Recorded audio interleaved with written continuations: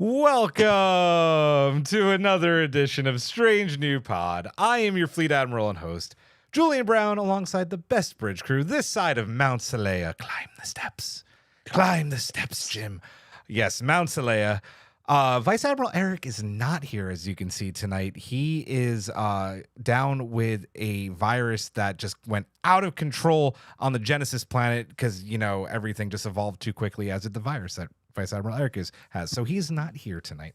But Commander Hawk, you are here, sir, and you just want to know why that no one ever puts baby in a corner or no one puts baby in a closet. Except for that guy. Except for that guy. He deserved to be. He's lucky she didn't vaporize him, winding her career down. Oh, what a piece of shit. We're going to talk more about that later. Yes, oh, definitely. Yes. And finally, Lieutenant Commander Emcee is here. And no, there's no way that she can get as fired as Captain Siles is going to get fired in this movie, is there? No? Oh, the night is young. Well, the night is young. It's true. It is true. So welcome back, guys. How we doing tonight? Everybody good? We're doing good. Yeah, we Canadians are battling a heat wave, but we're doing all right. We're right behind you. It was like That's 88 today, I think, and we're getting all the haze from the fires in Canada right now. It's crazy. Yes. Oh God. Yeah, it's so like the past 3 or 4 days, like the sunsets, everything has just been super hazy. Yeah.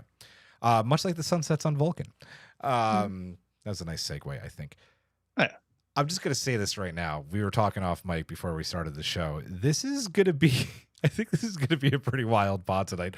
A lot of varying opinions, MCs. You forgot about where Captain Giraffe is. Oh, I'm not done. I was just getting with us. But Captain Giraffe is also not here. I guess I should say that. Captain Giraffe is currently being held captive by the Romulans that were supposed to be in this movie. So she might be back next week. I don't know. She might be. Well, I mean, if she's with Romulans, she might want to stay. She might just stay. It's true. Yeah. She might just do. YouTube take over. Yes, and take over. Yes, and become Praetor. YouTube chat, hello, welcome. It is good to see you. Keep your comments and questions coming all night long. Happy to have y'all here. As always, yes, Jolan Truehaven, indeed. This held captive, in quotes, Eric goes. Eric Summers, well done. I believe Eric Summers, first time YouTube liver. If I'm wrong on that, correct me. But if not, welcome. Awesome. You know what I forgot to do?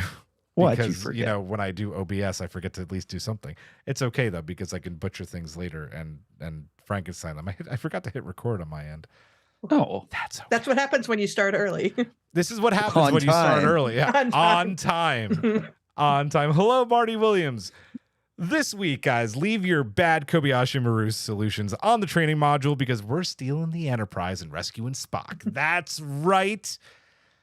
You know, if Lower Decks wants to do another crossover, and inserting themselves into this movie, I think, would actually be fucking epic. My God, yes. Right? Give it to me now. Right? Yes. Like we had Trials and Tribulations. Why not the search for Spock and Boimler, Mariner, Rutherford, and Tendi Omai? Oh, shut up and take my money. I have your money right here. I have it. No, I would absolutely adore that. We are going to deep dive, look back, all the fun things to Star Trek 3, The Search for Spock. And before we get to that, though, we need to thank our amazing Ready Room collective members. And everybody that I had ready to do it is out sick or doing something else. So I, in a rare occurrence, finally get to do it. So I will also say a big thank you to Simon Stager, Jeff Reeve, Mariah Gossett, Tallulah, Jen Stein, Tina Alexander, Joe Saporito, Noe Santos, Kang Hui, Takako Nagumo, Kara Kennedy, Fernando Nogales, SMK. By the way, congratulations, SMK, for winning our trivia this past weekend. Laura Linderman, Colin Davidson, Alan Davis, Shatterhand 2049, Jesco, Michael Graham, Emily and Travis, Gildara, Cassie, Talk to the Hand, Maggie Light, Ally of the Canadian Takeover, Wayne Ritz, Skonavark, Sean, Jay Howard, Mahalani Uchiyama, Matt Harker. Also, thank you to Matt Harker for taking those awesome pictures down at Penn Station today for us at the Strange New Worlds advertising. Joshua Lewis, Davey Willett, Tara Pollen, Slope 74, Root Parakeet, Alex Sharkey, Joshua Miller, Adam Sanders, Aris Benjin, Lanky Guy, Cynthia Markey, Aaron Walke, Carl Ngoli, Michael Kwan, Larry Holder, TJ Mayer, and Caitlin. Yay! Welcome. Congrats. You guys all freaking rock as always. And as always, a big thank you to our executive producers, Chris Todd and Simon Stager. You guys freaking rock. We literally can't do this without you. So a big thank you to you guys. Before we get into news, part of this episode, this fun episode that we're doing tonight, we're doing a giveaway. Do I have it by me? It would have been smart for me to have it here. Hindsight. On. It's somewhere. I don't know where I put it. I thought I had it with me. Anyway, I don't. But we are giving away one of the StarTrek.com exclusive Wrath of Khan Funkos. So I didn't draw it yet on purpose because I thought it would actually be fun to do it live for one. So I'm going to draw this contest right now. We have 4 entrants. Here we go. Who is going to win the Khan Funko? It's spinning. By the way, I know I'm out of focus right now. I'm trying It's to fix that. okay. Congratulations, Eric the Red. You win our Khan Funko for submitting a mailbag for this episode. We will be sending that your way. If you could just DM me, I believe you are on Discord, Eric. So if you could just DM me your details, I will ship that out to you. Congratulations. I like doing that live. That was fun. Nice. So yeah. We have news. What's going on with some news? You want to take this top one? It's okay if you're out of focus for a few minutes, right? It's okay. Take the top news. Oh, Out happy of hours focus. next week. Yeah. In honor of Captain Pike and our look back at Strange New World Season 1, it'll be some form of whiskey or bourbon drink. Indeed it will. It'll be fun. Yeah, you won, Eric. I'm exciting. So like I said, DM me, shoot me your details. We will get that to you. Giraffe wanted me to remind you all that her and Emcee as well will be at San Diego Comic-Con coming up in July. They have panels going on, so if you're going to be there, check them out. They'll be around doing that stuff. It's going to be awesome. I will probably be doing the happy hour after the pod tomorrow because of a very long story that doesn't need to be told on the pod, but if you'd like to know, you can DM me. But anyway, my nights are free again and I can stay up late. So that's where we'll leave that. MC, do you want to, we were early. So if you want to turn your camera on and off real quick, you can, or you can leave and come back. It's up to you. That did not. But I'm trying to stall a little bit. Other news. Is there other news? Oh, I guess there's kind of other news. Next week, make sure everybody comes for our live show because we are next week. It is the final road to Strange New World Season 2. We are doing our Season 1 deep dive and review. That is going to be a blast. Oh, I did actually have other news. So starting on Monday, and I actually do have the things here to show. Starting on Monday, we are beginning our watch-along series. There you go.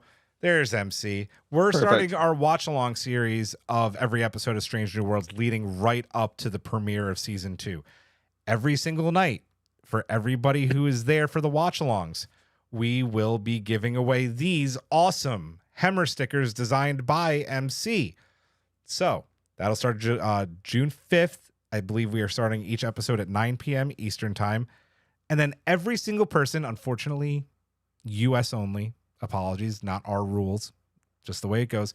But every person who does take part in the watch-alongs for all 10 episodes, or not all, but you can just show up once and you're entered. But anyway, you will be entered to win a Blu-ray Steelbook copy of Strange New World Season 1. So that is starting up this Monday, so make sure you show up for those watch-alongs. Every single time we've done one leading up to a new season of a show, it has been a blast. And I've started having some more fun with it. I listen to some of these episodes with audio commentary on, and I sprinkle in little fun facts I learn along the way. So definitely come check those out. It's going to be fun. And thank you for everybody in the chat saying that my stickers are really nice. I really like doing those. Because they are. They're awesome. They are so nice. They are just so awesome. They're so good. And then you know, we were debating whether to do the Strange New Loop because we have a lot to talk about tonight, but it's only the three of us. Yeah. And we Well, started. before we get into the Strange New Loop, Do you have more news? I would just Oh, like yes. to say Yes. Happy Pride to all of our queer Trekkies out there, because it is the first day of Pride, and you don't have to, be prideful just in June, but it's always a good time for it. I am one of your numbers when I keep on saying, whenever there's an Ortega scene, I'm gay now. I always have been. So, so yes, happy Pride to everyone. She just makes it more certain. Yep. Yes, definitely. Yep. I mean, and then Spock is on the scene, and then I'm not too sure. Anson Mount always makes me question my sexuality. So, I'm right there with you. The hair. I will say, to add on top of what Emcee said, one of the things that this show and our collective have always prided ourselves on, no pun intended, is that we are a safe space for everyone in the LGBTQIA community. And I'm so proud that we've been able to keep that reputation up, I think, as one of the safest communities in Trek fandom. And that's thanks to all of you in the chat, too, who are there continuing to make that a safe space. So thank you. Thank you to Emcee, and thank you to everyone who continues to be a part of our amazing community. We can't do it without you. So, yeah. We wouldn't want to. Yep. Yeah. And, oh man, now I got the feels. Yeah, I love our community. Should we do the Strange New Loop? Sure. Let's do this. Let's do it. So we were talking about it off mic, and it was going to be, did Star Trek 3, The Search for Spock, being named Star Trek 3, The Search for Spock, kind of like take any of the surprise or joy out of this film? Like, should they have named it something else to at least keep some of the, because we're going to read about it too. There's so much more controversy about like Paramount spoiling the hell out of this movie. So shoot, however you guys want to do it, whichever order, I don't care. I mean, from what I understood, that was the whole kind of like, set up by the studio, the tagline and that. And I think it was kind of reaction to like, as good as like the Wrath of Khan and the reception and the critical and the box office and everything was, and that there was the Star Trek community as a whole kind of lost their collective shit when like Spock died, Right. Yeah. So I mean, this was the studio kind of probably using this as kind of like a bootstrap into a sequel, and that's like we're going to get them back, Right. So it was all tied into the marketing. So I think the Search for Spock doesn't really spoil the movie as it does outline what you're in for. Right. Yeah, because I mean, like it's right from the very beginning. You kind of get the impression that something is going to happen with Spock. Like it's not like a big reveal at the end. And honestly, I think spoilers, as we think of them now, like where you don't hear, nobody wants anything about a movie to come out before the movie actually does, it is a very kind of new concept. Like, I mean, like there are a few instances in the past, like Hitchcock trying to buy up all the copies of Psycho so that the ending didn't get out, and people being surprised about Darth Vader, those, and of course like going Star Trek, Gene Roddenberry being the one to spoil Spock's death in Wrath of Khan because he was so mad. But those instances are the exception, not the rule from back in the day. It's not like with Marvel movies where you get like a page a day of the script because Tom Holland keeps on spoiling things. Fucking Tom Holland, man. Shut your mouth, kid.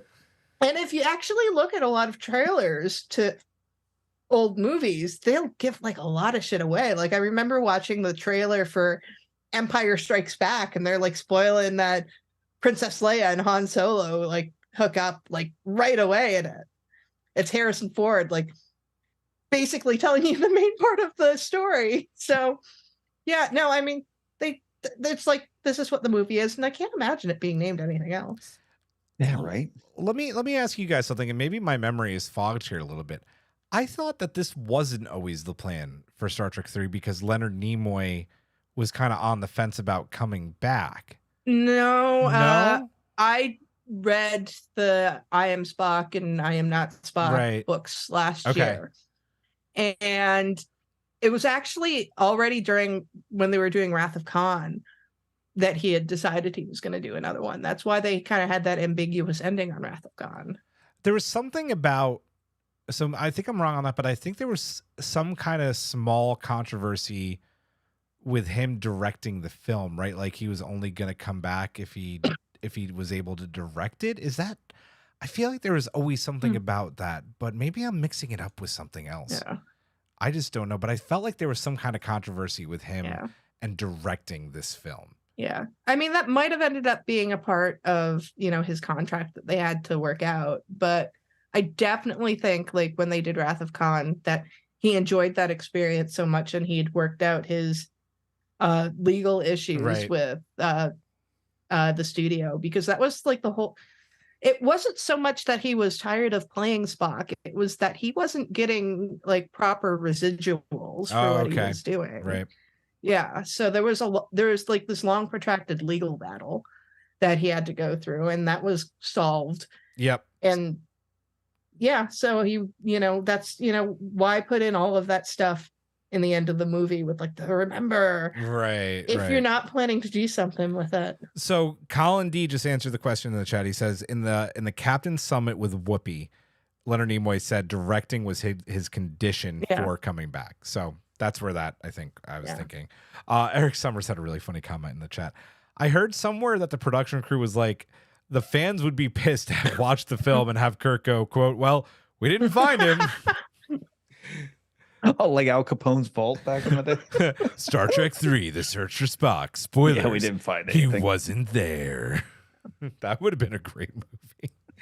Imagine Star Trek 3, they don't find him and they have to try and time travel to 1986 and he's already there and like swimming with the whales. That actually, I think, would have been. That would have been interesting. Yeah. Giraffe's in the chat and she just said, so when I'm not here, they start on time. Exactly. Yeah. Exactly. That's 100% right. We already miss you, Giraffe. Yep, we do. So for me, it didn't matter for me because when I saw this, I wasn't, alive in 1984 and I didn't see the trailer for the film before I saw it. So I went in completely surprised. Like even the Search for Spock, like I didn't necessarily know Spock was coming back, right? So it didn't matter to me, but I just wonder how people felt. And I know there's a few of the people in the chat who were alive in 1984, old enough to see in theaters. I was wondering what they may have thought, but it didn't really bother me. So. I mean, I can't really say anything because I only saw it for the first time 2 years ago. I mean, hey, everybody's got their first time. So. Well, yeah, but I mean, it's like by the time I saw it, I mean, I obviously knew. Well, right. All of the things. Right. There was no surprise there. Giraffe goes, holy shit, reduced bridge crew. Just like on the bridge of the Enterprise of this episode and missing Uhura. So, Where's my Uhura? Where's my Uhura? No, you cannot stream Resurgence while we're streaming live, Giraffe. I think it's actually really funny that we're doing this episode tonight when we were supposed to do it last week. But tonight is the 29th, 30th. It was 84. It was released today. So next year will be a big anniversary, 30th or 40th of this. 40th anniversary next year. So, but it came out 39 years ago today. So. Oh, wow. Pretty awesome, right? Yeah. Yeah. Things work out the way they're supposed to. Things work out the way they are. Who says it's actually me? Dude, don't get Chris started, Giraffe, please. Please don't. Let's get into our deep dive and look back at the Search for Spock. And I already lost my place because that's we are doing fun facts. We are doing fun facts. And Hawk, we are going to start with you tonight. I have you on the first fun fact, sir. I see it here. Harv Bennett's 20-page outline for this film was entitled Return to Genesis and is dated 16 September of 1982. Bennett has said in various interviews and the Star Trek 3 DVD that the script was the easiest he had ever written, starting at the end of the movie with Spock alive again and working backwards from that point. Just like a mystery. Yeah. Yeah. Bennett also said that Paramount greenlighted this film faster than any film he ever worked on, having been told to start writing Star Trek 3 within days of the release of Star Trek 2, The Wrath of Khan. Didn't Don't they you do make th- sense, right? Yeah, no, it does. And didn't they do that very recently? Like, didn't Last Jedi start filming pretty much directly after Force Awakens was released, or even right after it ended production? They went right into Last Jedi production. So Yeah, I think back then they still had a plan for the series. Return to Genesis is a terrible name, by the way. It is kind of bad, yeah. The Search for Spock is not the greatest name either, though. It's not I mean, bad, but that's fair. yeah, it's like The Rise of Skywalker, which is a terrible fucking name. I mean, at least The Search for Spock, I can remember which movie it is because I frequently get The Final Frontier and Undiscovered Country mixed up. Ouch. I know. Well, just in terms of the titles. Okay, that's fair. And the thing is, Star Trek 6 is my favorite of the original era movies. So like that's actually very shameful that I get them mixed up. Apparently Eric Summers says Paramount did not tell DC Comics about Trek filming, so they did their own story. Which is, awesome. Which one is Final Frontier again? The one that we don't talk about. Have we done a pod on Final Frontier yet? No. And maybe will we? Maybe. Oh, that'll be a fun That's a one. very good question. Well, I feel like once Cybok eventually shows up in Strange New Worlds, we'll have to feel obligated to do a Star Trek 5 episode. Oh yeah. And even I actually have a soft spot for Cybok, even though I hate them. You can. It's fine. MC, can you take the next fun fact, please? Yes. Harv Bennett's original outline for Star Trek 3 would have involved Romulans coming to Genesis instead of the Klingons, and them finding the world very rich in dilithium. The Romulans then begin to mine the planet until the miners begin being killed by a feral Spock, whose aging is still tied to the aging of the planet. At the same time, Vulcan, upon hearing of the Genesis device, is so horrified to discover that the Federation created such a potential weapon that they want to secede from the Federation. This would have sent Kirk to Vulcan with the crew of the Enterprise to face the angry Vulcans. Holy shit. I know. All terrible ideas. No, it sounds amazing. I would have loved that movie. Amazing. No. Like a feral Spock hunting Romulans. Oh, I love this movie so much. And Giraffe was supposed to originally read that fun fact. Of course she was. Giraffe is screaming in the chat, make that movie, you cowards.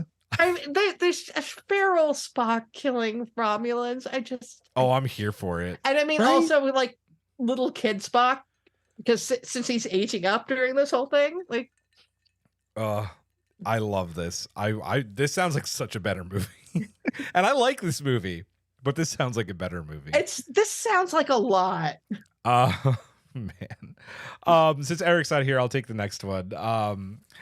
Actor and director Leonard Nimoy also worked on the film's story, but his contribution went uncredited. Quote, "The only time there was any conflict about the movie's content happened during pre-production, when I said I was satisfied with the final script and was ready to start shooting. The executives had some reservations about ending the picture on Vulcan. I felt very, very strongly about that final sequence. I wanted to end the film by bringing Spock to Vulcan and going through the ritual. I believed it would work and that the audience would enjoy it." And I mean, listen, he's not wrong. Having that feel-good moment at the end is, I think, super important to is otherwise a ridiculously dark film, right? Yeah. So I think you need to have that love payoff. having Spock, with all it has a moment with every crew member. Like it's a silent moment until he gets to Jim's. Right. I know we'll talk about it later. Yeah. Yeah. You need it. You need that emotional catharsis after everything that happened in Wrath of Khan and this movie. Yeah. The final sequence in this film is probably probably my favorite part of it. I think it was really well done, and I just love how really drawn out the ceremony and the ritual was, and then anyways, we'll get who's to the that. actress that they got to play to Judith Anderson? Judith Anderson, which was a huge get for them. Huge Dame get. Judith. Yeah, Dame Judith Anderson. They make sure to put that in the credits. Yeah, they did. Yeah. Eric Summers is absolutely right, by the way, in the chat about this, going back to the whole Romulan arc. Apparently, the Klingon bird of prey was supposed to be a Romulan ship originally. So, yeah, Yeah. That was Giraffe so just cool. didn't get her Romulans in this movie, unfortunately. So, did anybody do any other research on this? Not that I expected you guys to. I didn't ask you to, but did anybody have any fun facts that I may not have had about this one? Good. Good. No, I mean, Good. if you had told me to, I do know I some, could have. I brought didn't. you I just thought something. I thought I'd put you on the spot before we. You 100% know I would have. I know you would have. I know. Let's get into this then. Let's go. We're gonna do You it. missed your last fact. Oh shit, I did because I read Eric's. Hawk, take the last fact, please. Yeah, hold on one sec. So in a 1987 interview with the official Star Trek fan club magazine, Bennett said that the destruction of the Enterprise was not in the original drafts of the script and was added later in writing when he and Nimoy realized they needed a dramatic life or death decision. After the film was finished, Bennett said he quietly vowed to restore the Enterprise at the proper time. This is not only true, but a fun fact I didn't put in here and that I talked about on Twitter releasing the trailer earlier. Harve Bennett is historically known to be furious at Paramount for putting the Enterprise's destruction in the trailer. He was I mean, like, that's understandable. pissed. Seriously, yeah. And I get that, right? Like, you're already calling the movie The Search for Spock, so you know that you're going to find fucking Spock at the end. But to show, like, one of the most, like, probably the biggest moment in the film in the trailer. And I mean, listen, like, how big is that now to do these days? You know? So. Well, these days now, if it was included in the trailer, it would be an absolute misdirect for you. You know, it would be some other ship and that. Right. Yeah, they'd find a put way some to other pig around ship it. in, kind Right. of like, Yeah. you know, with Yeah. Spider-Man, they're like Yeah. taking out the villains from the multiverse. So. And Justin brings up a good point. The trailer was basically the whole movie in about 90 seconds, which is actually very true. Very true. Now, like I said, they did that a lot in the 80s. They did. Yep. I think they did that with Alien. Like, the Alien trailer is super spoilery. If I'm not mistaken, it's been a little bit, but I don't remember the trailers. let's get into breaking down, deep diving this film. We're going to go act by act like we always do when we do these. I'm just going to kind of do the order wild tonight by whoever talked first. I mean, talked it's last, not like there's much of an order. right? So, MC, we'll go with you for this one first. I think it is important to note, right, that this movie is only an hour and 45 minutes. They packed a lot, right? And especially this first act, they pumped a lot into this first act of the film. Enterprise limps home after the events of Wrath of Khan, only to find out that they're being decommissioned, right? They're all expecting to, like, Scotty's like, 2 weeks. I know I need 8, but I'm going to do it for you in 2, and we're going to get back out there. But no, 2 weeks, and they're being decommissioned. Bones breaks into Spock's quarters because he's got the Spock inside. Overall, it's just like a bad, shitty day for Kirk and his crew. A no good, very bad day. Thoughts on where we find the Enterprise crew at the start of the film? Well, first of all, like the whole decommissioning of the ship, the Enterprise at this point absolutely needs to be decommissioned. Right. I mean, it's been just beat up all to hell by Khan. And they say in the movie that, you know, it's 20 years old, and it's like, no, actually, the Enterprise is 40 years old at this point. We did the math last night. So yeah, it's time. It's time. We know we love her, but it's time. And it's such a dark beginning. I mean, you know, the Enterprise should be decommissioned, but you don't like to see it's their home. Right, It's right. they've basically been told, it's like, yeah, one of your space dads is dead now, and also you're losing your home. So Yeah. It is a dark time, and it's not a good place they start from in that. It's not just the Enterprise in that they feel it is being decommissioned in that, because they start to feel that they themselves, the crew, is being decommissioned in that. Scotty's sent over to work on the new transwarp drive on the Excelsior in that, and has to put up with Styles and that, bragging about all the speed records of the Enterprise that they're going to beat with the new ship. We see that interaction with Uhura and a young ensign. Talking about how much he craves action and wants to get out there in the universe and that, and then sitting at a desk might be fine for someone winding down their career and that, but not for him. So yeah, they're really starting to they're starting to feel that pressure of their age and that from the, from the everybody around them, and that, this was supposed to be them returning to a safe haven, only to find that, they were being put to pasture. Yeah. Yeah. Colin brings up a great point, right? Like the captain's log to start this film is just hugely depressing, more of a personal therapy session, really sad. And it is that there's that line, I can't quote it verbatim, but something like, it seems like a house and all the Oh, I know what you mean. a full house, but nobody's home. It's I can't remember I wish I knew it, but it's such a deep line about this basically empty Enterprise, because it was, as Eric reminds us, a ship full of cadets, but we know that during that time, I think through the log, that a lot of those cadets were transferred off on their way home. Yeah. Right. Yeah. So it's just like, it's basically like a ghost ship coming home. And Eric Summers writes, and all the children are gone. Thank you. Yeah. It's just Strange New Pod, The Legacy of Nerd raid. Oh, did we just get raided? Hey, if we got rated, thank you. Hello, Donnie. Nice. Yay, thank you. I like being rated. That's awesome. Hello, anybody that came with. Awesome. What doesn't get talked about with this either is that Kirk's an admiral, right? Yeah. He was in command of the ship because of what happened in the events of Wrath of Khan and was in charge of getting it home. But it was actually a little bit unrealistic for Jim to think that he was going to get a command after this, because he had a desk job, right? Yeah. Yeah, because Spock was the captain of the Enterprise. So I don't know if Jim was going home expecting a demotion, like a purposeful demotion, so he could take the Enterprise out. But I don't know if that's necessarily like, realistic for him. But it's still super depressing because he just does not expect it to happen, whether subconsciously or unconsciously. Like maybe he knew and just didn't want to believe it. But either way, it's a super sad moment for all of them, right? Yeah. Because there's also the other factor of who knows if they were, which they weren't, going to get another ship.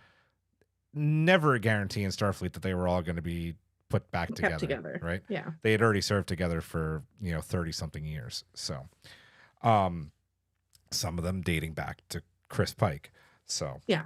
I mean, we could have addressed that if Uhura had been in this movie more. Indeed, you are correct. We're also introduced, depending on who you talk to, it's either Captain Krug or Captain Kruge. I like Kruge, who wants to know everything about Genesis. We're also reintroduced to Saavik, played by Robin Curtis in this film, and David, who are studying Genesis. What did we think about the introductions, the reintroductions, Christopher Lloyd as a Klingon? All of that. I don't care who goes first. It's the wild card show tonight. I wasn't always that big on Kruge as a villain in that, because I didn't quite see his purpose, Usually like a villain's kind of a purpose is expressly stated in that, but really it could have been any random Klingon in that, it's looking for the Genesis device. But I do believe the Captain Kruge intro was pretty effective in that, like killing like basically his girlfriend in that. Right. To keep the whole thing of Genesis a secret. Although I'm still kind of confused why he didn't just beam her over to his ship. I think it was simply because she had watched the stuff. She saw and the information. She knew, yeah, and she knew what she was getting into. So right, yeah. But it's a pretty badass intro for any villain. Yeah. I've been told I have to pay the cat tax. There's the Skywalker. Skywalker. No kidding. Look at him. But yeah, no, I mean, with Krug, you can't see him and not think of Back to the Future. I mean, Christopher Lloyd is just especially for an audience Trekkies, like we're all nerds. We've seen Back to the Future, and he's like, he's got a presence to him that just kind of. But I like Krug. I think he works very well. He works for this part. And I know there's a lot of discussion about who's the better Saavik between Robin Curtis and Kirstie Alley. I really like Robin Curtis's Saavik. I don't agree with some of the choices that are made with her Saavik in this movie, but we'll get to that later. But I think she did a good job with it. And also, Robin Curtis is just like a really fucking amazing human being. Fair. Yeah. Yeah. Which I can't say about some other Saviks. Mm-hmm. Yeah. Yeah. So I know this is going to sound wild, and I'm not bullshitting when I say this, but I never had the Back to the Future connection with Krug because I think I saw this before I ever saw Back to the Future, and believe it or not, I saw this, and I think I was watching Taxi with my grandparents before I ever watched Back to the Future. So Christopher Lloyd for me was always associated with Taxi. Jim. And I love Taxi. And I know I'm like, dude, I'm in my late 30s. Like, I know I shouldn't love, like, I'm a little bit before then, but I watched it and I have memories of it because of my fucked up childhood and like shit I was watching that I probably wasn't supposed to at that age. Dude, everything old is new again. Right. Apparently there's a subset of teens who just absolutely think the theme song for Taxi is just like the greatest thing that's ever existed. Yes, it is. Jim taking his driving test is one of the funniest things ever. Oh, I literally could just go in the other room right now and put on Taxi and be like the happiest person alive. I love Taxi. So I love Krug as Christopher Lloyd as a Klingon. I thought he was an excellent Klingon. Chris also wrote somewhere, did it already go? Christopher Lloyd is the best Klingon. I think it's exactly what he said. So, yeah, I really liked him as Krug, and I thought he was a very good Klingon. I have different opinions on Saavik. I could go either way. I really liked Kirstie Alley's performance just because she did play it how it's supposedly supposed to be canonized, that she's half Romulan, and she did play Saavik with emotion, and Robin Curtis played Saavik as a straight Vulcan, which works very well in this film. Yeah, I think that we can actually, like, you know, it's very easy to come up with a reason why they seem so different. Right. Just in terms of the fact that, you know, Saavik, like we know that Vulcans have tumultuous emotions just in general. Right. And so with the death of her mentor, Saavik's probably having even more. So she's going even more Vulcan. Yeah. Yeah. And as for Haven, when was she ever half Romulan? That was always in her backstory. It's not only in her backstory, deleted scenes from the Wrath of the Khan confirm that she's half Romulan. The scenes didn't make it into the movie, unfortunately, but I've always gone on the deleted scenes just by the way that Kirstie Alley played her, that she was half Romulan. So, yeah. Let's keep going with Act 1. We're already wrapping up Act 1. It ends with David and Saavik beaming to Genesis, only to find Spock's burial tube empty. This is after they were scanning the planet and found life signs that were not supposed to be there. So they go down, they find his burial tube empty. Meanwhile, Sarek, who we haven't seen since Journey to Babel, visits Jim, and they discover that Spock put his Katra inside Bones via the mind meld and remember at the end of Wrath of Khan. Sarek makes his request to bring Bones to Mount Seleia. A lot going on, not just, you know, in the act, but to end this act. Thoughts? The scene with Mark Leonard, returning as Saavik was great. The Katra, correct me if I'm wrong, is this the first time we've been introduced to the concept of the Katra in Star Trek? Okay. Yeah, because looking back, it plays out, the story, that angle of the story plays out so much better that after we know more about Vulcans and the Katra after it was explored in Enterprise and that. So this part really, this scene actually is better with time and lore. And him visiting Jim and it was almost like questioning. It's like, Jim and Spock's friendship and that Spock would have entrusted only you with something like this. Right. Well, obviously Sarek did not know about the war of friendly words between Bones and Spock over the years. Exactly. Yep. Go ahead. I was just saying yesterday during the watch long that I called Jim a himbo again because Vulcans are one of the founding Federation members. And Admiral James T. Kirk doesn't know their basic funerary practices.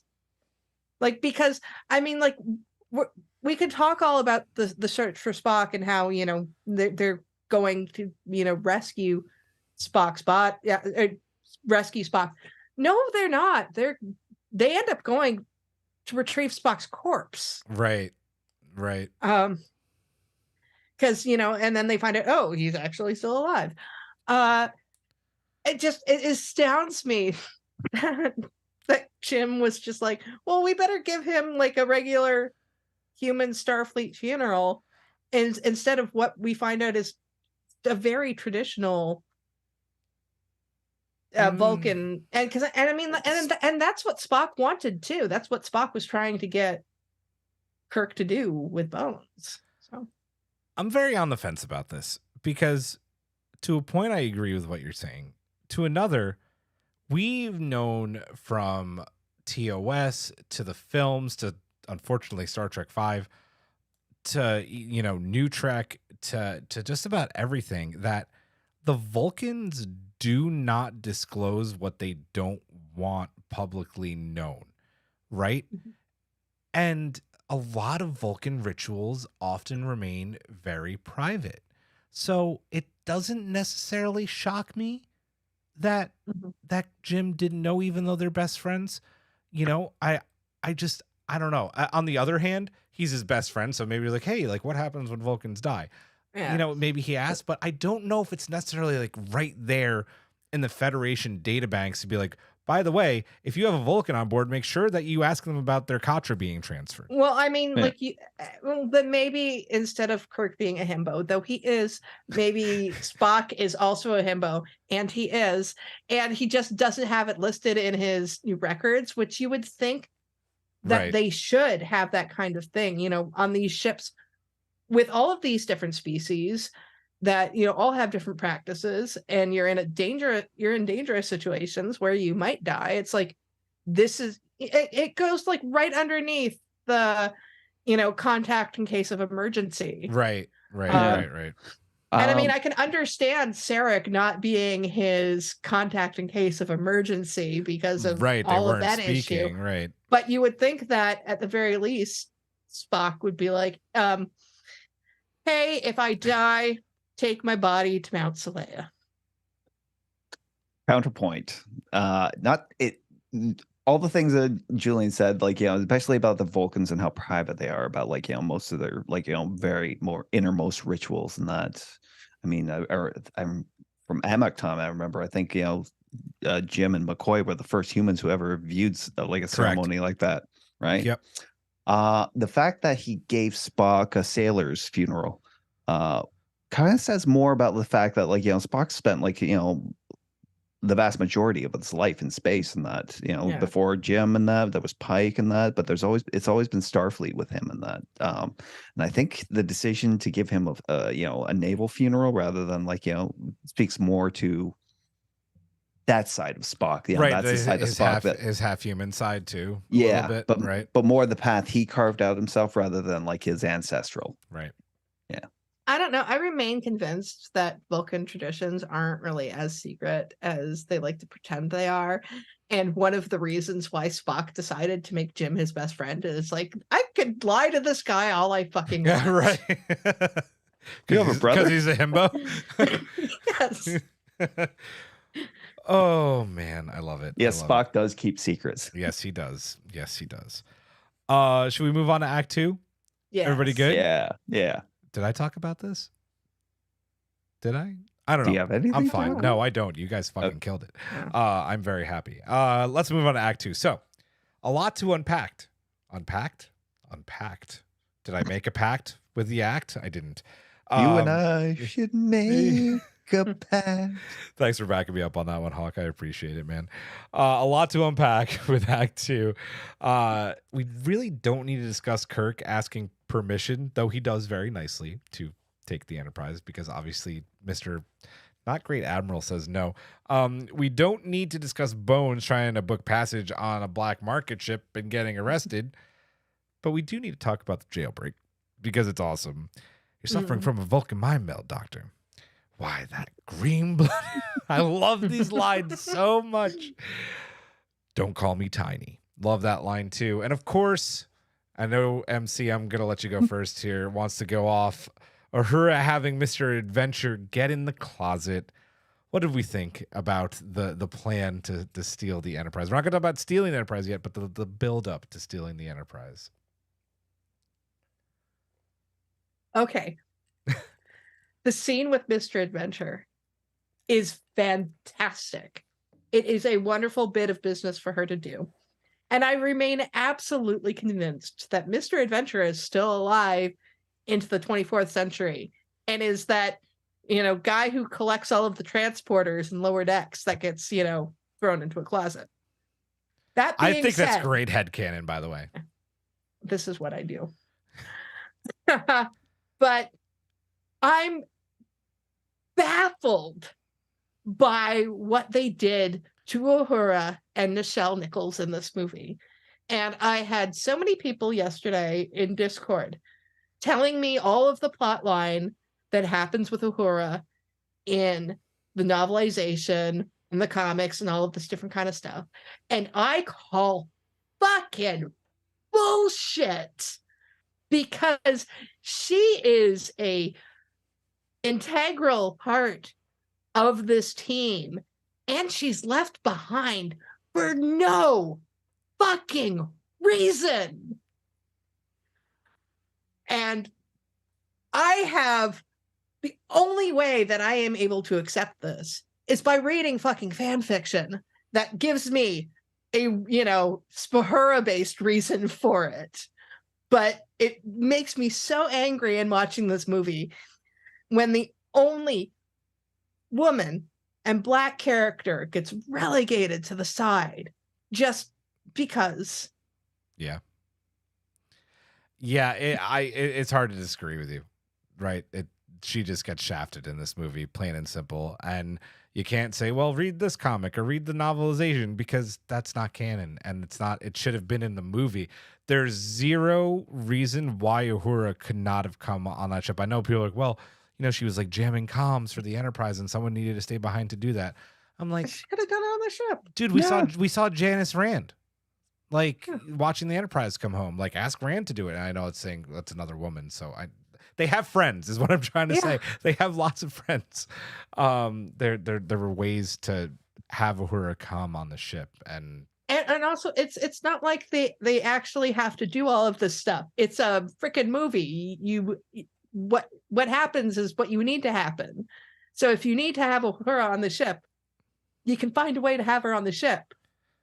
And I can't even think of a out of universe reason for it, because usually in that kind of situation, I'd be like, oh, was Nichelle Nichols, did she have another job?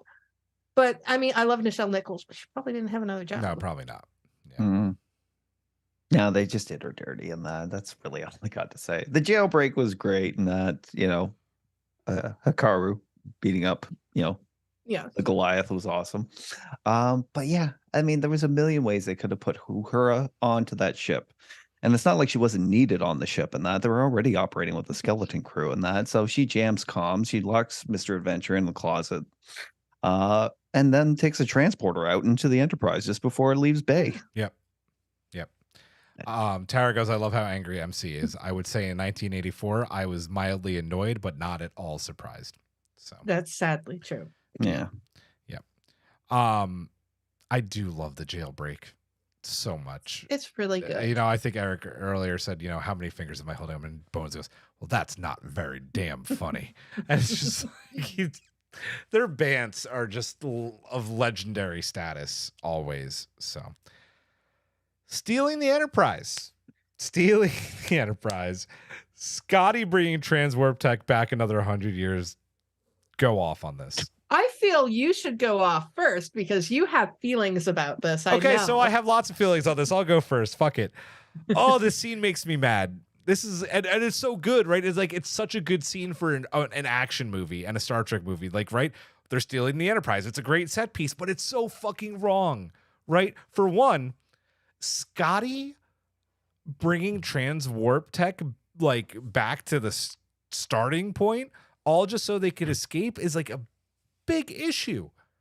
Like, let them steal the Enterprise, but like Scotty's got to answer for that shit later, because they could have maybe found different ways to fight the Borg if like they had transwarp. And I know people in the chat are going to be like, well, transwarp then was just what warp drive is now in TNG, right? It was just what they were calling, because in TNG they even mentioned that the whole warp scale was, updated to reflect the faster speeds they were all able to go. Whatever, it's still transwarp drive and it's still important and it makes their ships go faster. Scotty fucked that up in a really bad way, and he probably got a captain fired for not doing a whole lot wrong, even though Captain Styles was a jerk. Also, the scene just shouldn't have happened, period. They're in space dock. Captain Styles is very right when he says, how can you have a yellow alert in space dock? Well, I think someone wrote, well, you could just put a tractor beam on the ship. You could put a complete lockdown on space dock so no one can hack the space doors. Like, there were so many reasons why the Enterprise escaping doesn't work. That being said, it doesn't make it any less epic and cool, right? Like, it's a great scene, and I'm like looking at it way too much. But the whole transwarp drive pisses me off, just from what we know from other Star Trek and how important transwarp drive. Like, Voyager would have been able to get home, right? Like, and literally you could blame Montgomery Scott for that not being available. So Chris has asked in chat how his actions. Fuck his nephew, Kang. Fuck his nephew. No, I'm kidding. I was going to mention that Kang in chat has said he's cutting Scotty's slack because his nephew just died. But I don't think Scotty's really thinking about that. He seems very gleeful for what he's done. He's very gleeful. And you know what? If he didn't want his nephew to die, he should have brought him to sickbay instead of the fucking bridge. Thank you, Con the Musical. You're not wrong. Continue. Sorry, rant over. Your rant was really good, and I don't know if there's anything there. His nephew in the Con Musical was really funny. He was played by the same guy who plays Data in the Con Musical, and he plays him as like, the little like newsy boy. It was really good. It was really good. By the way, if you live in New York, you have 3 more days to see Con the Musical. Go see it. It was awesome. And I'm not saying that in the funny awesome. Like, neat, like must watch off Broadway. Go buy your tickets.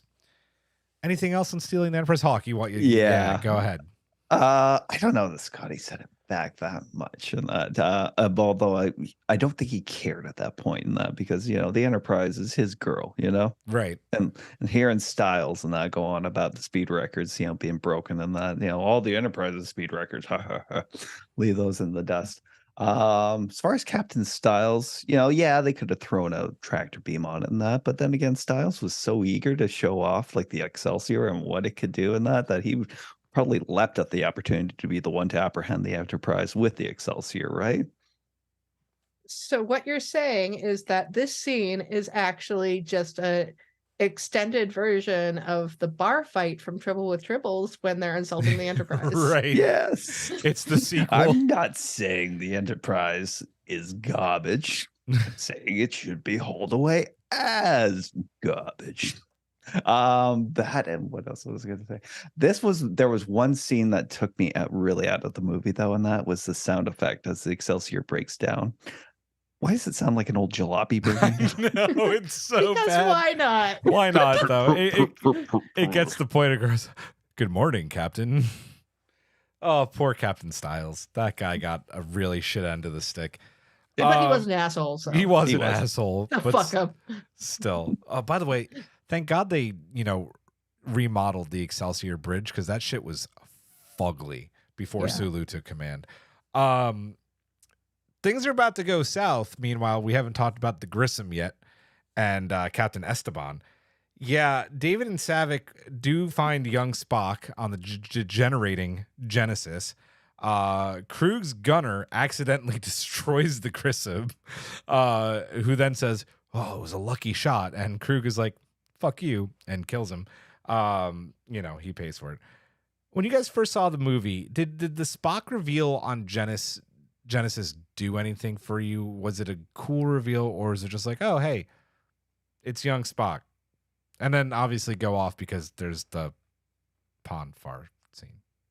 Right. I'll say Did the- just first Yeah, you go ahead that first. now the Spock reveal didn't do anything for me because it's the search for Spock. We know Spock is going to turn up at some point.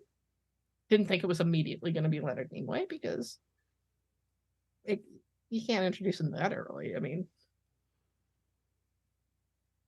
go on before I get into it. Oh, you're gonna come back to pond far? Yeah. Okay. All right. To build up. So yeah, Spock reveal probably didn't do much for me the first time I saw it because it's like, oh, okay, this is it. This is the search for Spock, and they found Spock, and that, you know, seeing him as like a kind of like a feral primitive child was interesting. But then again, like it's already established by that point, you know, it's like, yeah, he's not going to be the Spock that we know, and that because the Spock we know is stuck in, you know, McCoy's brain at this point, and so it's he's just kind of like a proto child, like a proto human, and aging so fast without any actual learning. You know, so like he just keeps growing and growing in that, but again, there's no like intake of knowledge for that. The pond far scene, I mean, I think they handled that as delicately as they could. They didn't have to handle it. That was very Well, I mean- diplomatic of you, Hawk. Well, I mean, like, you know, it's like we know it's like, oh God, you know, he's going to be like it just like in you know, sexual, like, you know, just rage. And what we got was basically just what I would call a Vulcan hand job scene. As G. Everett Claiborne puts it, it's space magic. And with that, I'll let Emcee uncover her mouth and go off. The scene doesn't need to be there. The scene absolutely does not need to be there. As Eric Summers points out, in the novelization, Saavik and David are in a relationship, which granted is not in the movie, but there is actually some like There's tension. there's some tension there. Yeah. No, it's there. But we know from Amok Time, he doesn't go into Pon farr until he's in his 30s, which he is not in this scene. So I don't know what the heck is going on. Like, and You could okay. I know we can blame it on the Genesis planet. It's all unstable. I just want to point that out because it is as believe much me. as the scene shouldn't be in there, I it is know a good that. explanation. I know that. I think that the only reason the scene is in there is, you know, midlife crisis dudes who are just like, we want Spock to hook up with his young protege because, you know, it's, you know, kind of sexy. But then it's all weird because like Spock is not in there. You know, Dave's not here, man. Like there's nobody there. and he's also a teenager, but she's also, I mean, like, I know they like do weird stuff where like Spock and Saavik hook up in like one version of the novel verse, but the one that I'm most familiar with, and I think it's even semi-canon, and the one where they hook up, Spock saved her when she was a little girl. Right. Ooh. And in the autobiography of In Spock, the autobiography, yep. she's actually like kind of like his foster sister. A little bit, yeah. A little bit. Actually, the reason Spock ends up finding another foster family for her because he's like, Mom, you can't use her to replace Michael. Just real quick, let me interrupt you because Kang goes, I still wouldn't be surprised if we have a Spock Pon farr scene in Stranger Worlds. To which I will say, we've already had a Spock Pon farr scene in Stranger Worlds. Like, we've seen, not like on camera, but we've seen the beginnings of Spock and T'Pring about to have sex. Like, they've had sex. And they've had sex. Yeah. If we have Spock going to Pon farr in Strange New Worlds, I might rage quit. I mean, especially because see me rage quit. Yes, I would love to see you rage quit because I love seeing you rage.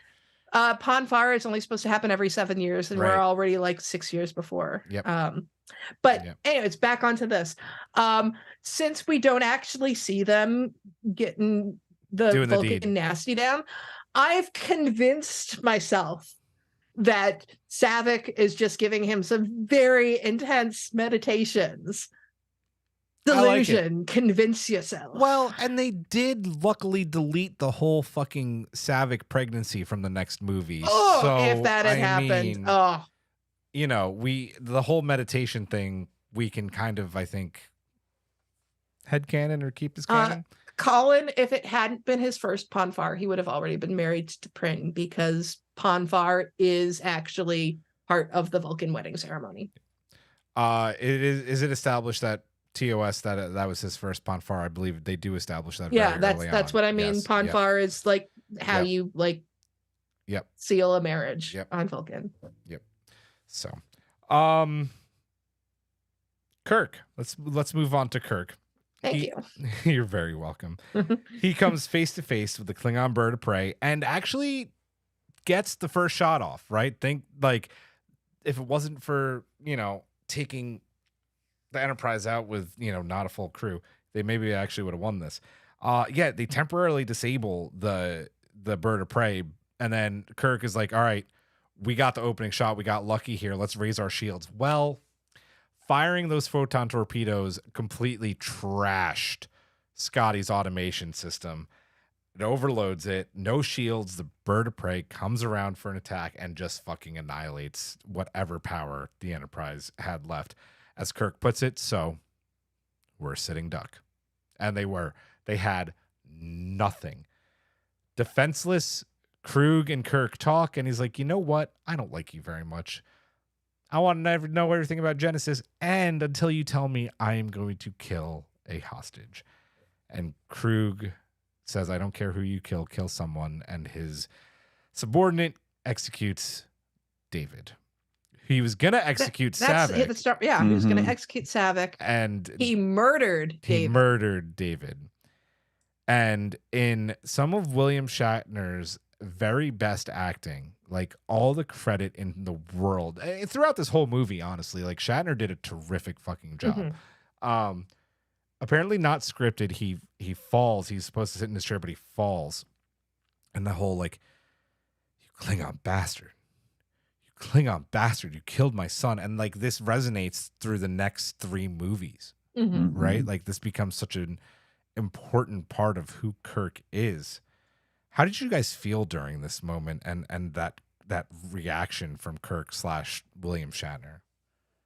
Well, starting with the bird of prey scene, I love this because it was definitely a big callback to Balance of Terror, and that 2 ships and that one cloaked, and that they have very limited in what they're capable of doing and sensing in the other ship, right? Same with Balance of Terror, because even the Klingons at that point, even after they disabled the Enterprise, they didn't know they had disabled the Enterprise. They were really kind of taking a mad guess, and then the posturing begins. It's like, you lower your shields and allow us to board, and Kirk is like, lower your shields and allow us to board. Yeah, right. But and then you see all the cards start to turn over and that, and he's got one big card to play, which is David on the ground and Spock, the whole reason he's out there.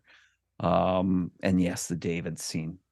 I mean, I knew one of them had to die, and obviously it was going to be David. And that I do like the way that he threw himself in front of that night for Saavik, and that that was a Kirk thing to do. And that unfortunately, very much. Unfortunately, he loses his life over it.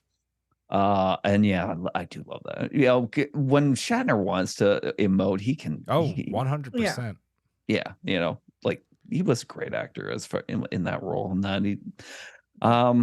But this, and as you said, the moment that resonates for Kirk, through pretty much the remainder of his career in Starfleet, and that he hates all Klingons, not just Kruge. He hated all of them for what they did.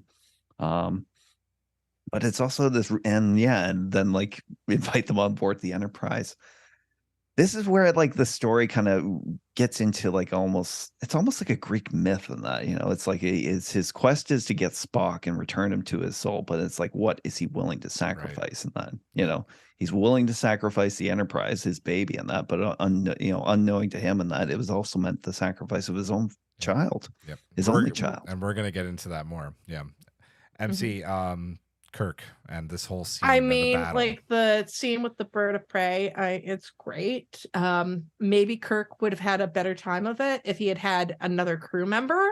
I don't know, maybe Uhura. I'm not letting that one rest, just never. And this scene with David, I mean, yeah, Hawk was right. Like, I mean, it's such a Kirk thing for David to do because, you know, he's not executed.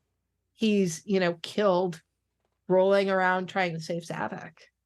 And this moment of Kirk's is, I'm somebody who bashes on Shatner a lot, but he is so good in this moment. Yeah. And a little bit, this scene makes me regret that they changed Saavik to Valeris in 6. Right. Because this would make you can really see where the character arc would have been had it been Saavik, where it's almost like I've lost my mentor, right? Yeah.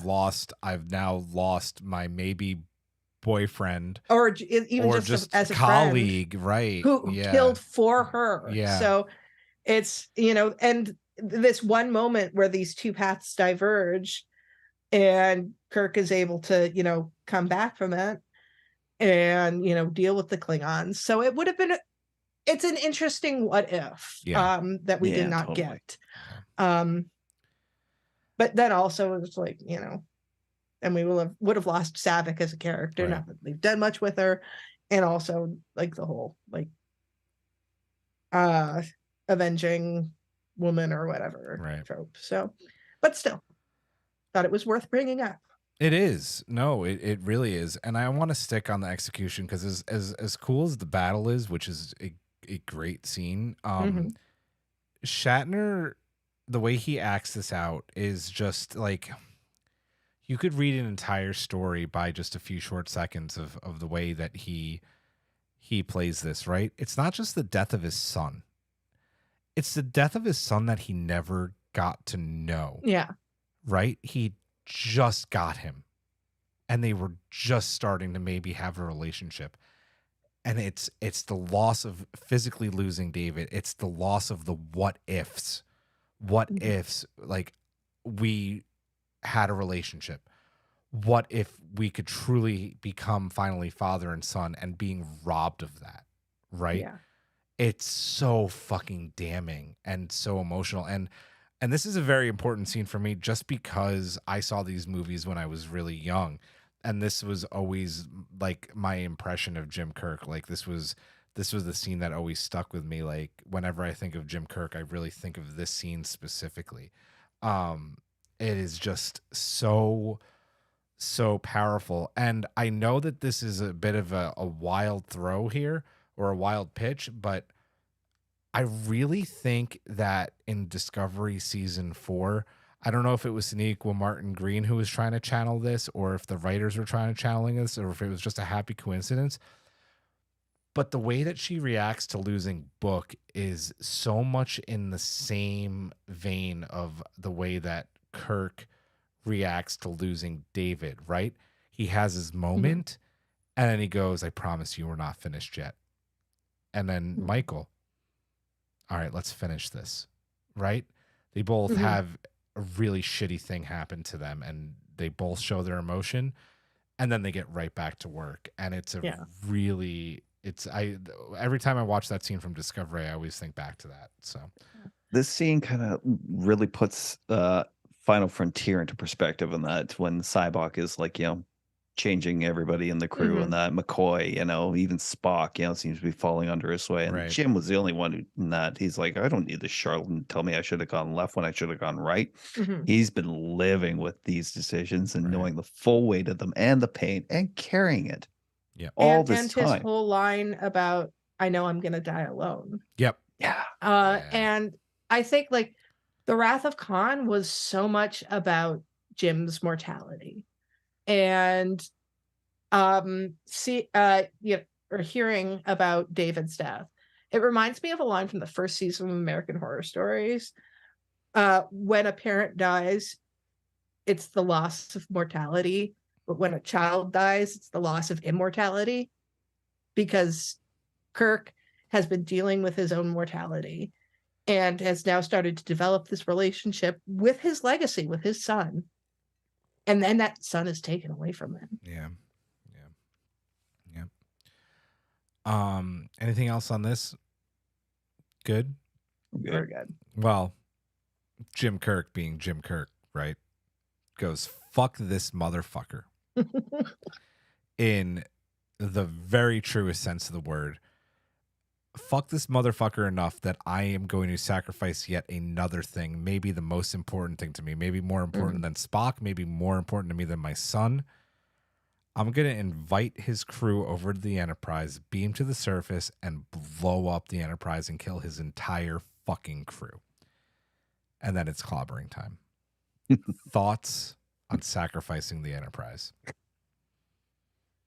It's one of those bigger than life decisions, you know. It's like not a lot of people would think of it in that, but like he had at that point, he had no hesitation about it. It's like, you know, it's like, yeah, he was back into game mode and not trying to get the mission done, but also like that is just a cruel thing to do. Like, you know, setting your own ship, the ship that's carried you and your people home for all these years and that, and sending it to self-destruct and that. It's a Kobayashi Maru maneuver again, all over. Oh, 100%. Yeah. That's about all I got to say about it. I would say it's a suicidal move on Kirk's part. I mean, granted, he was not on the ship at the time, but if the Enterprise isn't there, how the heck is he going to get off Genesis? Yeah, he's not thinking. He's given up his career. His son has just died. He's just completely self-destructive. It's like, let's get rid of these Klingons, and that's fucking it. Like, it doesn't matter, you know. Yeah. It's so funny. Like, you think about the Enterprise now and what we've gotten and this beautiful show we have in Strange New Worlds that's giving us even more time with this beloved vessel. And I know there's a little bit of a ship of Theseus here. Like, you know, is it the same Enterprise, especially after the refit? I mean, it is. The Scorch is probably still there. And the Scorch is probably still there. But I mean, this is the ship that Captain Robert April did a 5-year mission on. This is a ship that Captain Pike, who we've seen now do missions aboard this ship. And then Jim Kirk has taken over. I mean, this is a ship so ripe with history. And in a last-ditch effort to maybe win the day, he blows up what is literally Jim Kirk's one true love. And it is such a powerful moment. Every single time that saucer module blows up, it's just like you get goosebumps, because how can you not? Like, it's just one of those all-time, not just in Star Trek, it's one of those all-time great film moments. My God, Bones, what have I done? What you always do, Jim. Give us a fighting chance. Just fucking turn death into life. Yeah. So good. It's so good. I do love this movie. I want to say that. I know this is what we do when we do these deep dives and look backs. We tear them down bit by bit. I've been complaining about this movie a lot, but I actually quite like it. Yeah. I just have to shut my eyes in certain parts. Yep. Kang writes, I don't think that, though, Kirk would have destroyed the ship if he had a full crew on board. It was an easier call. Well, yeah. No. Well, yeah, of course. Yeah, exactly. Of course. I think that's a given. Yeah. But this was the situation. Let's move on to Act 3. We go from some really good Shatner acting to, I don't know, maybe a little bit of not, because I have had enough of you. Kirk and Krug, they kick the shit out of each other. Jim face kicks the dude enough times that Krug falls to his death in the death thralls of Genesis. What did we think about the final battle? Well, first up, Lordy. yeah. Well, who wants to go first? Fight for it. No, I'm kidding. I don't care. Someone. The scenes on the planet, they were definitely the most TOS of the entire film, and that like there were so many, like with the scenery and the set decoration choices and that, it's like it shows its age and maybe a lack of budget in that, but then again it's like a weird throwback because the way they frame a lot of shots and that, it's like you swear you were watching like one of the original episodes. The fight is total TOS. Basically, you know, that piece of rock that grows up underneath. It's so bad. Rouge. It's so bad. Some on into it. Yeah, it's classic Star Trek camp at that point, you know. Yeah. Nothing, no big revelations and that, no huge kind of moments, but Yeah. Bad guy loses. bad guy loses, goes into the drink, and he dies. Yeah. It's surprising considering how short this movie is. By the time we get to this scene, I'm kind of just like, let's find Spock at this point. Yeah, Right. let's Right. So yeah, I'm kind of over it. Like, I mean, I understand we gotta have a fight, but do we really? And the one thing that stood out to me in the fight when I was watching this yesterday was anytime somebody's having a fight and one of them grabs the other's foot, I'm always expecting someone to make a comment about liking their shoes because I've seen too much Buffy the Vampire Slayer. Yes. Oh man, I have to go back to the Enterprise really quick because we're on Genesis, and I think it's Kang who's been saying incorrect. Correct me if I'm wrong, chat. If it's not you, Kang, but someone's been saying all night and then during the watch along yesterday that the score, James Horner's score for Search the Spock, is just beautiful throughout this entire film. It is, and it's especially beautiful during when Hawk started quoting, or MC, sorry, when you started quoting Bones, right? The music with the Enterprise, crashing into Genesis slowly is just so gorgeous. It's so good. I just wanted to point that out. Sorry, it's not you, Kang. I know someone was talking about how beautiful the score is last night and today, and it absolutely is. So, I don't care about the final battle. It was fine. It got the job done. I like Kirk speaking Klingon and tricking the guy. He's like, "You told me you would kill me. I lied." Get him in the back. Yeah, that's good. I do love that scene. And then they head to Vulcan. Yeah. Kirk and crew, they steal the bird of prey with Spock unconscious aboard, fully aged to about the age, give or take a year or two, when he died. Kirk and his crew then arrive on Vulcan. Uhura is there. Yay! She's there to greet them, somehow avoiding arrest, by the way. Let's talk about that, because how she escaped. Okay, so if we want to talk about the novelization real quick, this would have been great if it was in the fucking movie. Apparently she runs to the Vulcan embassy and requests asylum. And that's how she gets to Vulcan, which is fucking genius. Put it in the fucking movie. Yeah. Right? Totally. They had 15 more minutes they could have added onto the film, and that went, stick that scene in there. Or have her go with and have Sarah handle all of that stuff because she's the fucking Vulcan ambassador. Just do something with her. Anyway, she's there. She made it. She's good. Everybody's good. Mr. Adventure's still in the closet. Faltar Pond commences, right? With Talar restoring Spock's Katra and getting it out of Bones' brain. Film ends with Spock starting to regain some of his memory. The very classic ship out of danger line shows up, and yes, Spock, yes, you saved the ship. And then what is personally just like, because it's like the tear-jerking moment, right? When he goes, Jim, your name is Jim. It's such a great moment, right? It's so good. Oh, it's so good. It's just like you're finally there. And all the crew, that's when everybody starts smiling. And then he does finally, I have been and always shall be your friend. Thoughts on the final moments of this film? Well, you were talking about the music and that, and this theme was when the music really kind of like, I just felt it and heard it. It's so well done in the whole scene with the ritual and everything and that. In fact, I'm really kind of want to go re-listen to it at this point, and that because for some reason last night it's really stood out to me. Yeah, how good it was. It's such a good score. Yeah, and the whole reunion with him and Jim was awesome. It's kind of like what the whole movie was building towards, and that, and it's like Jim asking himself, was any of this really worth it? And that's in that moment you can see how worth it was to him. To have his friend back, and like, with all the warnings about how long it would take and that, reassimilating a Katra into a body and that. And, and it's like, and they, my one gripe is how they've kind of fell off with the science and that involving Genesis and like, how his body stops aging when he's away from Genesis. Right. Right. Yeah. Right. Yeah. But does it? I mean, Spock does die very young. That is true. I mean, whether they thought of that or not, it is true. He does die young. Yeah, it's true. Yeah. So it might be, maybe Genesis was like, what brought on that his aging so prematurely.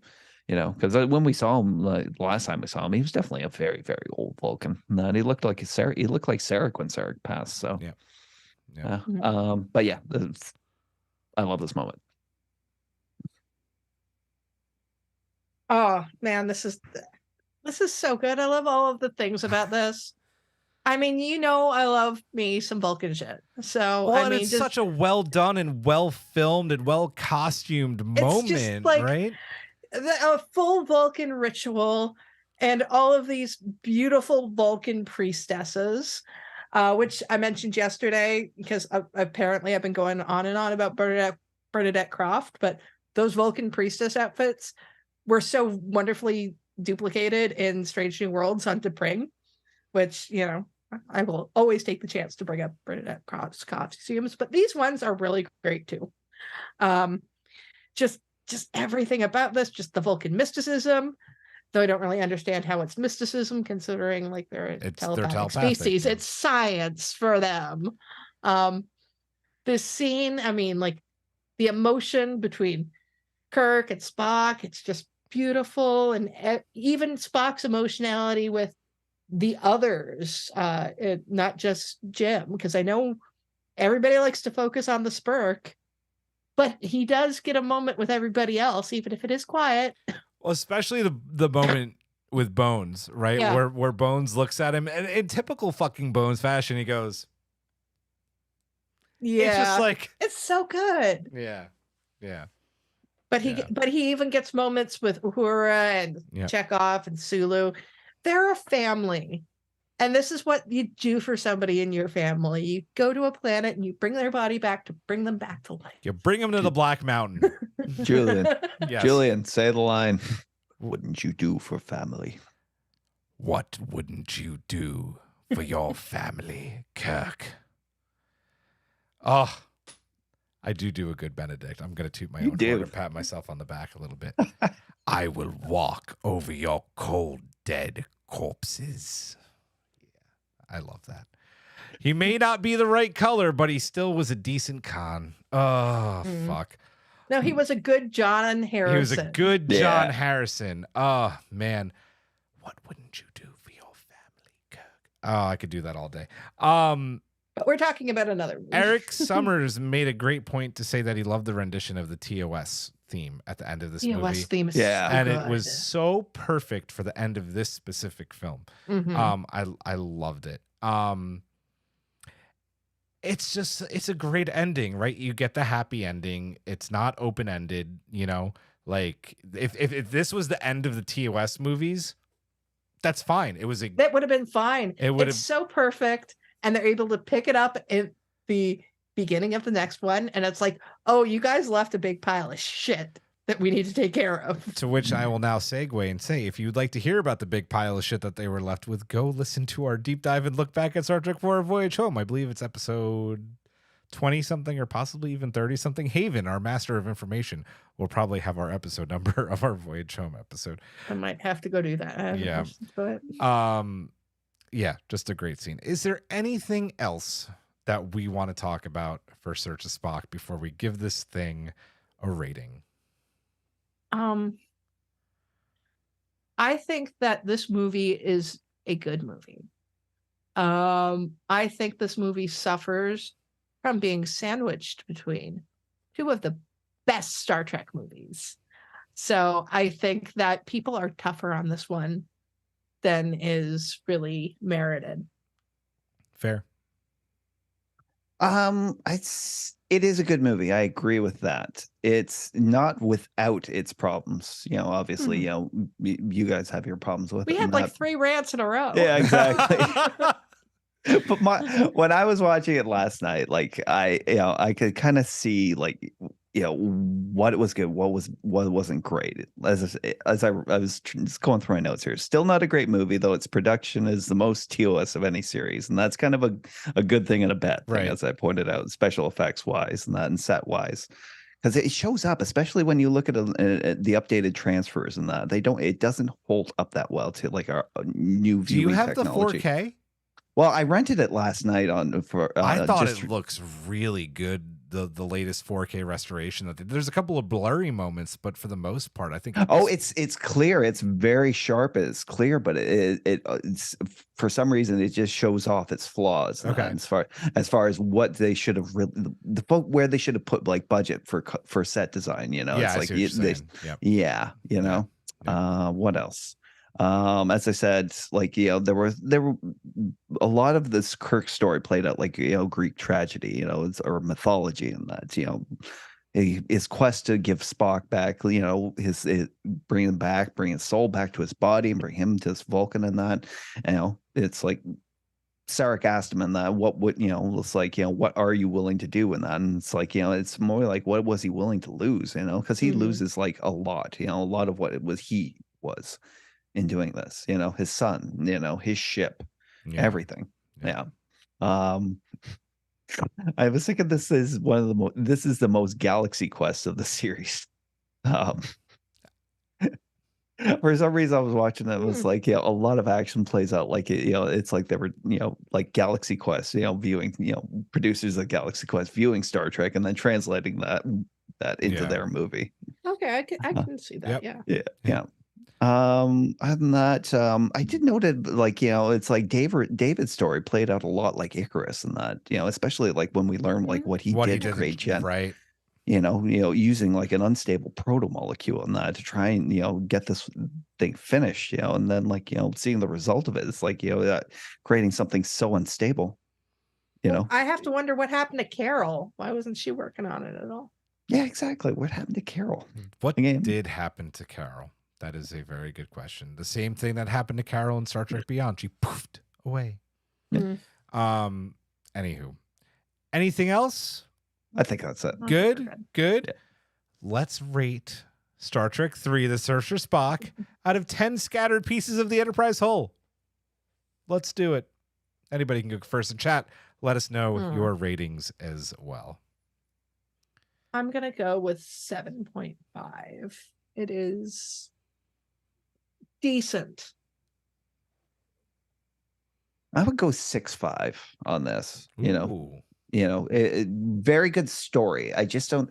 There was a lot. You know, I think production should have been a lot sharper, especially after the success of like Wrath of Khan. You know, I think that, you know, Paramount should have definitely put more money into the project. Yeah. Because I wasn't seeing it on the screen.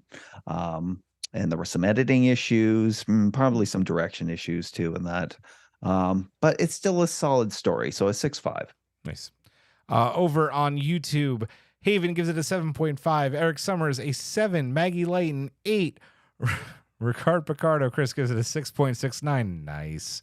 Also, my thoughts. MC Frodis Collins says on I think what you were just talking about. So 7.5. Yep. Yeah. Kang is 7. Believe that's it for me. Yeah, I'm gonna go with Maggie. This is an 8 for me. I really enjoy Search for Spock. Yeah, it's got a few issues, but it's also, I think, besides Star Trek 6, Shatner's one of his best acting performances in his acting career, not just Star Trek. So a lot going for it, and just I feel like the shock of destroying the Enterprise, and that is coming from someone who did not see the trailer before they saw the movie, so it was a shock to me.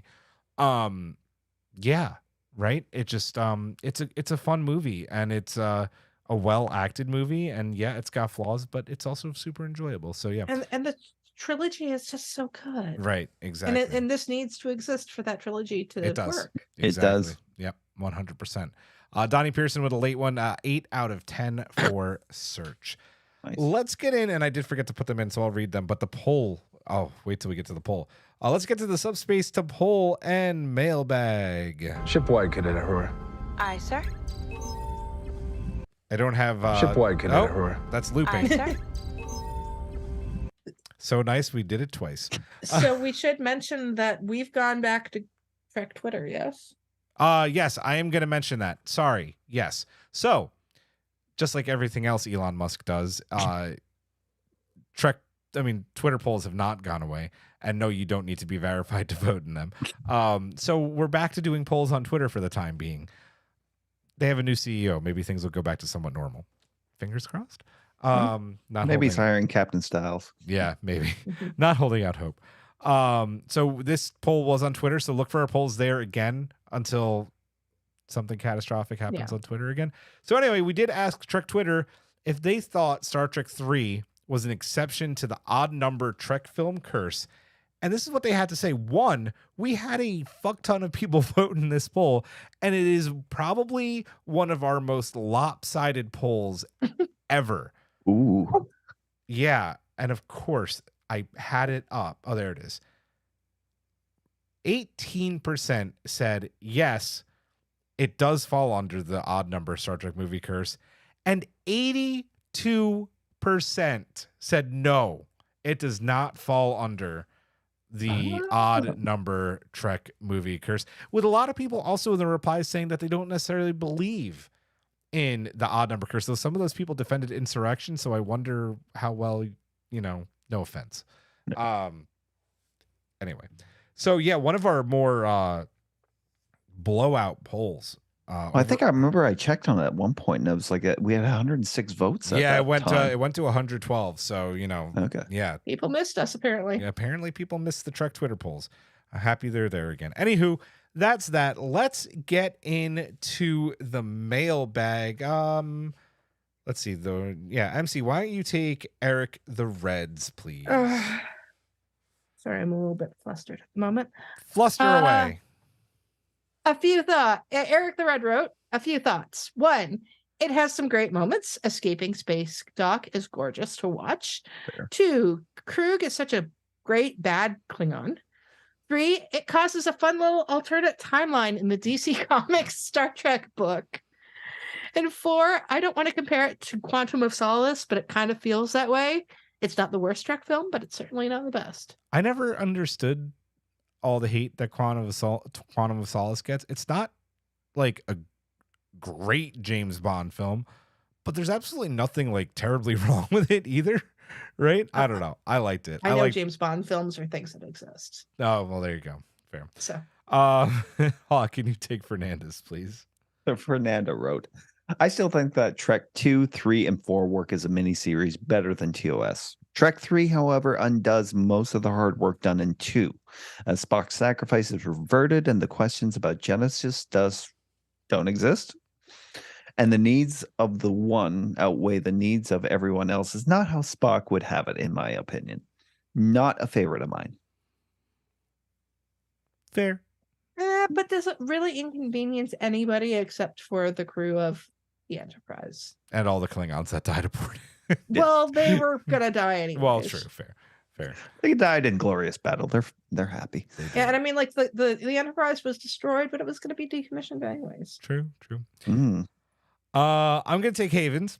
It has been, give or take, close to 20 years since I watched Star Trek 3. It was a lot better of a film than I remember, but maybe that's because I'm enjoying all of Trek now and not just DS9 and early Voyager. And I was at the turn of the 21st century. There was one line that I thought was in this movie, but I guess was misremembering. Listening to Shakespeare in the original Klingon, I always thought that was done by Christopher Lloyd, when in fact it's actually done by Christopher Plummer in Star Trek 6, The Search for... Not The Search for Spock. The Undiscovered Country. The Search for the Undiscovered Country. My favorite TOS film. My favorite Star Trek Did I film. curse you? You cursed me. You did. Am I fired? No, you really have nothing to get fired for in this episode. I think you've made it an entire episode without getting fired. That almost merits a round of applause. We have 2 more. Emcee, back to you. Can you take NY Rowlights, please? NY Rowlight wrote, Search for Spock suffers from being bookended by 2 of the best Trek films ever made. I said that myself. It's not as bad as some of the other odd number Trek movies. I actually get more emotional during the scene of Spock reuniting with the crew than during his death scene in Wrath of Khan. I can't believe that there was even talk of not including the emotional payoff of that scene. Right. Yeah, like we talked about at the beginning. Yep. Hawk, take us home, please, with Chris's. Yes, Chris wrote, I also hadn't seen this movie in quite some time, and I really enjoyed it. It has its flaws, but overall, if you take it as a single movie, I think it holds up. Too bad they didn't have a character available that could help them understand Klingon faster. I mean, that would have helped out a lot, wouldn't it? Geez, who could have done that? Nyota something, I think her name is. That one whose career was winding down. Okay. maybe more than one woman for the majority of the film. I don't think it's a strong Star Trek film, so I don't hold it to the standards of some of the others. It's just a fun romp that has some cinematic beauty. Plus, Christopher Lloyd is one of the greatest Klingons ever. Yes.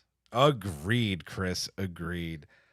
I gotta say, guys, this is probably one of my favorite Trek review movies that we've done. Honestly, like this is a lot of fun. I enjoy talking about this one with you guys quite a bit. A lot of spicy opinions always makes it fun too. So, you know. Yeah. Those are always good ones.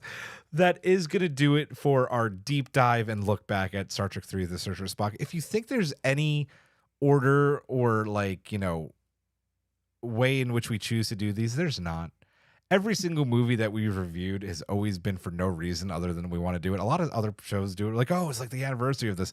It's happenstance that we did it on the anniversary today. It was supposed to be last week. I'm pretty sure it was just because we needed a show to fill in and they're never in Strange New order, Worlds. but they're still just hella fun to do. We will ask, as Haven just mentioned, please, if you enjoyed this episode, hit the like button, give us a like. It means a lot. It helps us get shown in the algorithm on YouTube. A like, a subscribe, and hit that bell to get notified when we go live. Speaking of going live, it's the final week before we really start getting into Strange New Worlds. Next week, our deep dive and review of season 1 of the whole reason we started this podcast, Strange New Worlds. We're going to do things differently. We're going to go over character arcs instead of episode by episode. It's going to be fun. Favorite moments, worst moments. I cannot wait for next week. And y'all get to hear my opinion for the first time, just not That's in mailbags. right. And that's going to be super exciting. Imagine spicy takes in this one. Yep. Oh boy, you guys don't even know. Yep. Get your mailbags ready for Strange New World Season 1. Get your viewing eyes ready for our watch along starting next week. It's going to be great.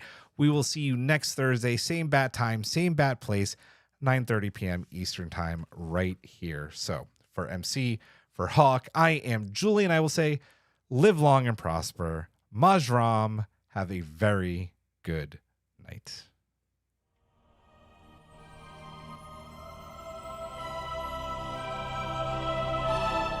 Thanks for beaming into our podcast today. If you want to keep the hailing frequencies open, you can subscribe on Apple and Google Podcasts, YouTube, and Spotify. Like what you hear?